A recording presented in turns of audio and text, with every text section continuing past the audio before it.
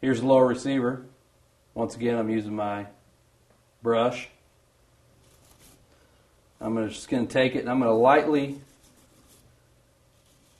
give the insides here a brushing.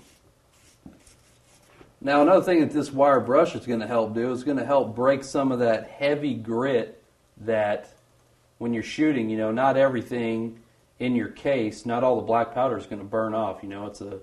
It's combustible, and so when you go to eject your semi-automatic, it ejects a shell.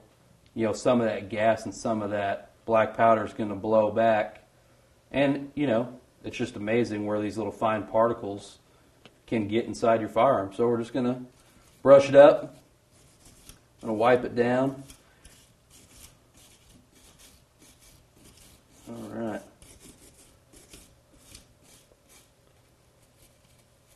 And sometimes this is when I like to pull in my smaller toothbrush here, my light nylon brush.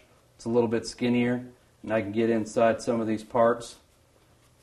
And I can just give it a good scrub. And I'm not so worried about knocking anything loose. It's just a real light, old nylon toothbrush.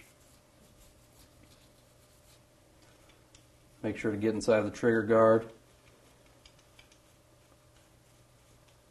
And now that you got everything, you've had everything coated with this break free, you're just helping that break free work a little bit better.